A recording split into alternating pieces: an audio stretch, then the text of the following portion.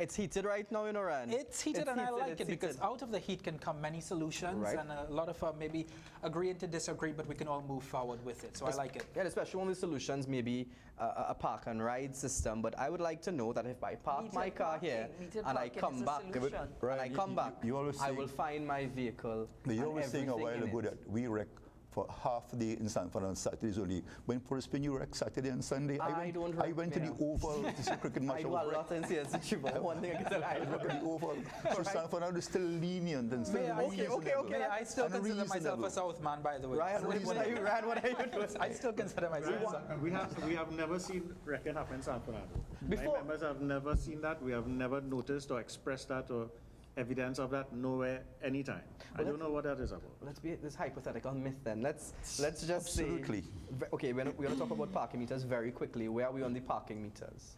I think the Ministry of Work is working at that right now. There are several proposals for both Port of Spain and San Fernando. That's something that should be Some people would say that 500 you have to pay the wrecker is criminal. Let's talk about criminals. Let's talk about crime in San Fernando. The solutions for parking in the High Street area. You want to share your point about walking on High Street, and I'll just add after that. I was asking the mayor during the break, why don't we have High Street as half the street just for delivery trucks and the other half as a beautiful pedestrian walk? I was in San Jose this July in Costa Rica, and it's the most beautiful thing to walk down their main boulevard, and you go onto their beautiful square, which, we don't have those kinds of... What's a utopic suggestion? Is it feasible? No, Why not? Anything you want. Once you put your mind to it, you can do it. The suggestion could be that the goods being delivered could be between certain hours, up to maybe 7:30 a.m., and the street can be opened up after that, so that those primary businesses may be given some permit for parking along the street, while the rest of the street become pedestrian. So your cargo comes in at certain hours a.m., certain hours p.m., and you have a beautiful pedestrian thoroughfare after that. That's just a quick point to add. If you're bringing in your own goods, but if you have delivery trucks, they will not comply because they're leaving Port of Spain probably 7, 8. They will not get down for your time. They have deliveries coming down the road. The practical side of it is they would not come for a particular time. With everything there's change, and if the changes made... We seem to be parked, I guess, on this issue. We tried that. Yeah. Just a quick point to add. Sure, very quick. The members of our chamber have been in discussions with the city corporation, with the major suppliers that come to San Fernando on how we're going to deal with this issue, and we're much advanced in how we're going to deal with it. I'll be very close to a solution with Christmas coming up. We're going to have a very good solution that the customer's going to be happy, the business people are going to be happy, and the wreckers will be off our backs. Well, look, let's be honest. In our conversation here, Akash, it's not an easy topic. It's not something easy to fix. San Fernando is a small city. A lot of people crammed into it. So those involved, it is. So we're looking forward to the solution. Yeah, we sure a lot of effort has gone into absolutely. it. One of the things that WPC, and I'm speaking to you here. One of the things that was anticipated when Petrotrin closed down, a lot of people thought, well, maybe crime is going to go up because of unemployment. Because of unemployment. Have you seen that? Initially, no, I consider Southerners disciplined people. So with regards to crime going up, initially, yes. But at the moment, I'm coming out of Comstat this morning, our crime in the Southern Division area is down. And we are really working to keep it that way. Officer, can you throw any light on what I've been hearing that 2 weeks ago, every single Chinese grocery from the beginning of Laramie to Woodland were robbed? Every single one was robbed? I haven't heard anything like that. But that's the San Fernando.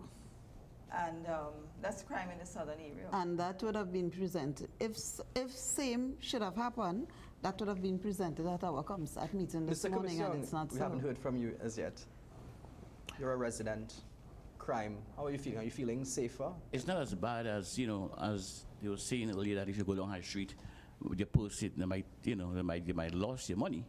But you do hear from time to time of robberies, especially the Chinese. I heard about the Chinese getting robbed. But it's not as rampant as we thought. I thought that when Petrotrin went down, that it would be madness, people breaking your house, but it's not as bad. Not seeing the anarchy you may have anticipated. And what you would have seen, we have visitors coming from the north, coming to south, of questionable character. East Port of Spain, are you talking about gangs moving from East Port of Spain to South? But this has always been a huge, and I'm saying this has they always migrate been. Yeah, because Southern Division. It's been a topic since I was small. What we have implemented is that when we meet you as a guest in South, an unwelcome guest, we have a conversation with you. Escort you out. And we escort you out. Okay, because my best friend worked at Scotiabank in Sando. Oh, I know about that. He was shot on his way to work. Yes. Broad daylight in front of his job. In front of his job. Because somebody tried to grab his laptop case. Yes. Laptop They bag. thought he was a business person who was going to bank the long weekend. I did tell him about dressing, that flamboyant. He wore a jacket. I always thought, he shops by me, I always thought he was an attorney. And one day in discussing something, I said, where do you work upstairs? He said, I work at my Scotiabank. But the Southern Division has the highest rate of detection and recovery. What's the detection rate? And recovery, highest rate. Yes, at this time. But also, we have to bear in mind that with regards to the crime in South, when we say crime, a lot of times the first thing that comes to mind is two things: robberies, murders. But there are other areas of crime that we don't really look at. What are they? Which is like generally you have the little petty crimes and so, which in the past it may have been prevalent, but that has also gone down. And with that going down, it means to say that something is going on in South that is causing that effect. Well, it's I can tell you that you all are responding much faster now. That's great. A couple of weeks ago in the same mall again, they went through the roof, and the security downstairs heard, and they called 999, and they responded very rapidly, and they apprehended 3 out of the 4. In every community, crime is always with us. I take the view that the gang-related activity across the country causes a greater phobia than what is really so. There's a report that says San Fernando is the 3rd smallest rate of crime. They have the 3rd lowest crime rate in the country. San Fernando is a safe city. Okay. Well, I know, Ms. Bartlett, I know some time ago you made a call for business owners to be allowed to use firearms. And I know Mr. Singh disagreed with that. Do you still hold firm? I still hold that, and we met with the commissioner, and he took all the application, and he is issuing firearms. Right, and I know, Mr. Singh, you would say putting guns in the hands of business owners could possibly lead to more bloodshed.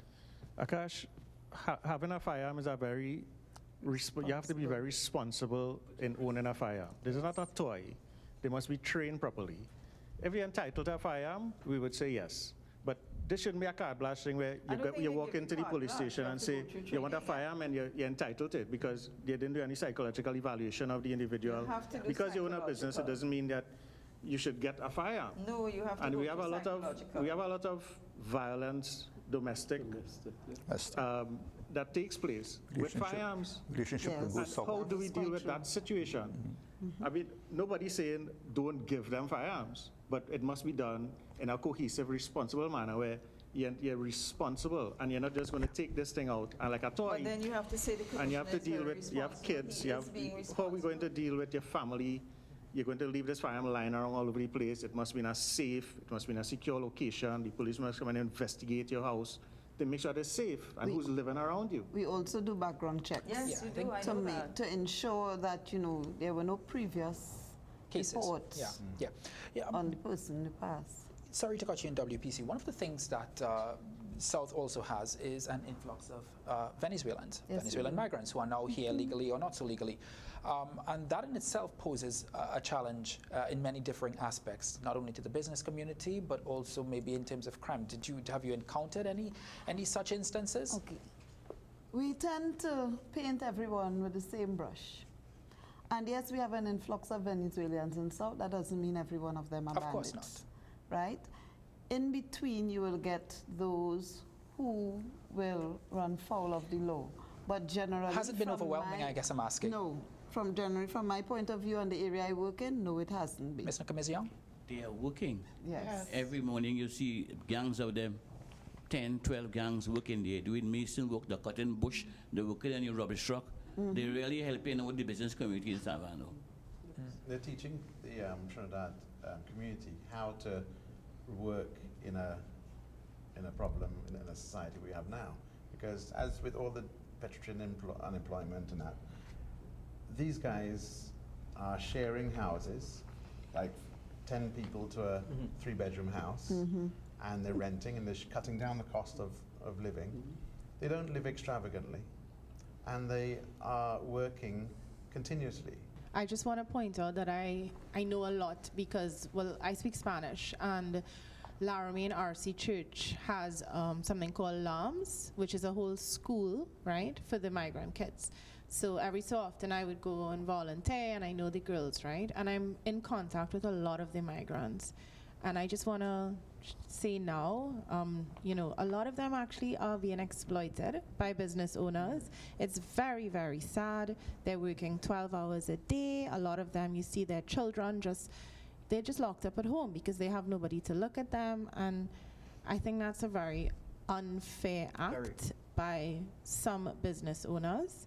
And now I'm on TV, so I'm just, asking people, remember, these are human beings too, just like us. And they have human rights just like us, WPC. How can we curb that? Because that is a huge concern, not only for those Venezuelan migrants in South, but across our country.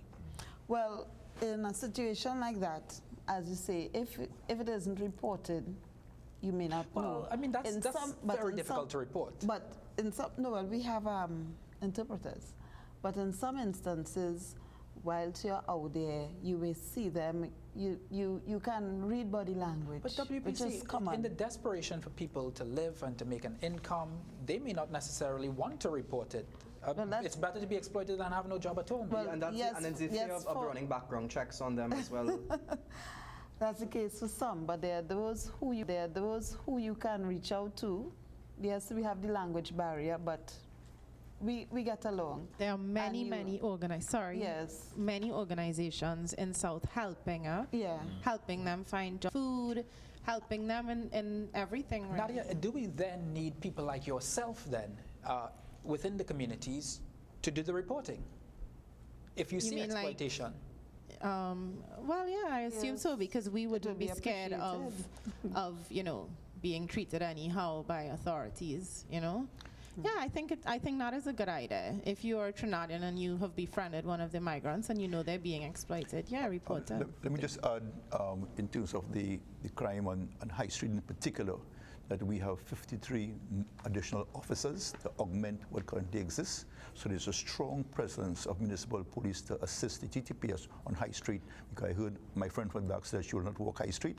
We have additional officers, and they're coming in batch, and I'm sure Ms. Bartlett will support me on this one. Well, I also have nowhere to park. Yes, present. Introduce themselves. Right, sorry. Right, very good. Will local government reform add to that capacity? Yes, we as 100 additional officers as we speak. There's another batch training right now, and we really look forward to local government reform, because that really is a solution to the problems that we're discussing here today. You also have some other solutions to work out as well. One of them is street dwelling in the city of San Fernando. When we come back, you're watching Community Talks with Ryan Bechu and Akash Samaru. When we come back, we'll talk about those street dwellers that just can't seem to be out of the city of San Fernando.